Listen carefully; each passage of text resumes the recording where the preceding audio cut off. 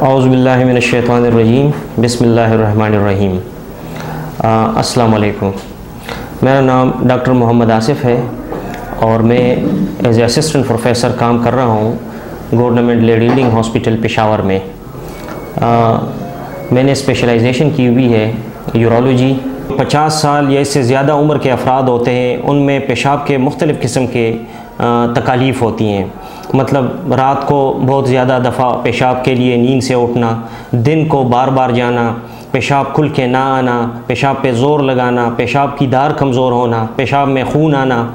تو یہ 50 سال کی عمر کے بعد یہ اکثر مریضوں میں یہ دیکھا گیا ہے کہ یہ تکالیف ہوتی ہیں، لیکن وہ یا تو لا علمی کی وجہ سے ان کو توجہ نہیں دیتے، یا اپنی غربت کی وجہ سے، یا وہ اگنور کر دیتے ہیں کہ بس پیشاب ہے زیادہ آ رہا ہے یا کھل کے نہیں آ رہا، خیر ہے ٹھیک ہو جائے گا۔ کبھی وہ پانی زیادہ پیتے ہیں یا کوئی بابو وغیرہ سے اس کا علاج کراتے ہیں، تو اس کے نقصانات بھی ہیں، کیونکہ اگر وقت پہ اس پہ علاج نہ کیا جائے تو مثانہ بھی کمزور ہو سکتا ہے، گردوں پہ بھی اثر ہو سکتا ہے، گردے فیل بھی ہو سکتے ہیں۔ تو اس کا علاج ممکن ہے اور جلدی بھی ممکن ہے آسان طریقے سے، لیکن اگر مریض آئے، ہم ان کی ہسٹری لیں، مطلب ان سے ان کی بیماری کے متعلق چند سوالات کرتے ہیں، پھر ہم ان کے ٹیسٹ کرتے ہیں، کچھ خون کے، پیشاب کے، اور پھر ان کا ایک الٹرا ساؤنڈ ہوتا ہے۔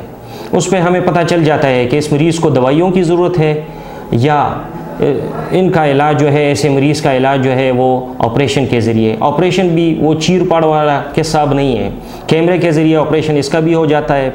اور اگر ہم نہیں سمجھتے کہ اس کو آپریشن کی ضرورت نہیں ہے مریض کو، تو ہم ان کو دوائیاں لکھ دیتے ہیں۔ دوائی بھی ایک قسم کی یا 2 قسم کی دوائی ہوتی ہے جو کہ مریض افورڈ بھی کر سکتا ہے، اور اس سے بہت سارے مریضوں کے جو اس طرح کی علامات ہوتی ہیں وہ کافی حد تک امپروو ہو جاتی ہیں۔ تو اس کے لیے اویئرنیس ضروری ہے تاکہ لوگوں کو پتہ چل جائے کہ یہ کوئی بہت خدا نخواستہ کوئی اس طرح بڑی بیماری نہیں ہے۔ بر وقت اگر اس کا علاج کیا جائے یا دوائیوں کے ذریعے یا آپریشن کے ذریعے، تو مریض کو اس قسم کی تکالیف سے مکمل طور پر نجات مل سکتی ہے۔ اس کو ہم کہتے ہیں کہ یہ بات ضروری ہے کہ یہ سمجھا جائے کہ یہ کس وجہ سے ہوتا ہے۔ یہ پروسٹیٹ کہلاتا ہے، جو کہ جو ہی مثانہ ختم ہوتا ہے اور پھر وہاں سے پیشاب کی نالی شروع ہوتی ہے، تو وہاں ہی یہ قسم کے غدود ہوتے ہیں جو کہ نیچرلی قدرتی طور پر ہر مرد میں پائے جاتے ہیں، لیکن 40-50 سال کی عمر کے بعد یہ بڑھنا شروع ہو جاتے ہیں۔ اس بڑھنے کی وجہ سے وہ جو پیشاب کا راستہ ہے وہ روک دیتے ہیں اور اس میں رکاوٹ ہوتی ہے۔ اس کو کہتے ہیں پروسٹیٹ ہیں، ایک قسم کے غدود ہوتے ہیں۔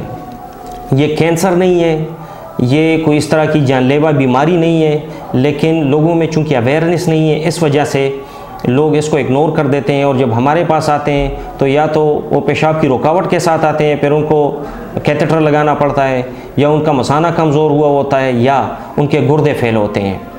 تو اس کی اویئرنیس بہت ضروری ہے۔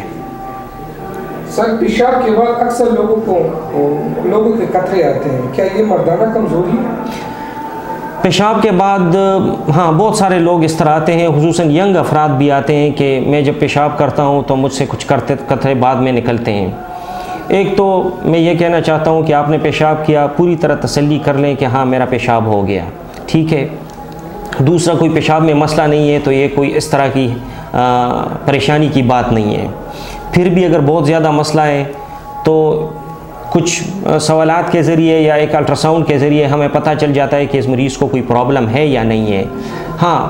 یہ بات کہ پیشاب کے بعد ہمیں قطرے آتے ہیں یہ مردانہ کمزوری کی علامت ہے، نہیں، یہ بالکل اس کے ساتھ کوئی تعلق نہیں ہے، اور یہ کوئی اس طرح کی بڑی بیماری بھی نہیں ہے۔ لوگوں کو بس شک ہوتا ہے کہ میرے پیشاب کے بعد 2-3 قطرے بعد میں نکلتے ہیں، یہ کوئی اس طرح بیماری نہیں ہے۔ ہمارے پاس آئیں، ہم کچھ سوالات کریں گے، پھر الٹرا ساؤنڈ کریں گے، دیکھیں گے کہ پیچھے کوئی مثانے میں پیشاب رہ رہا ہے، اس وجہ سے کوئی مسئلہ ہے، یا ویسے ہی مریض نے وہم لیا ہوا ہے۔ لیکن کوئی جو خصوصاً ینگ افراد آتے ہیں، اس میں ابھی تک ہم نے کوئی اس طرح کی بڑی بیماری نہیں دیکھی، اور نہ یہ مردانہ کمزوری کی علامت ہے۔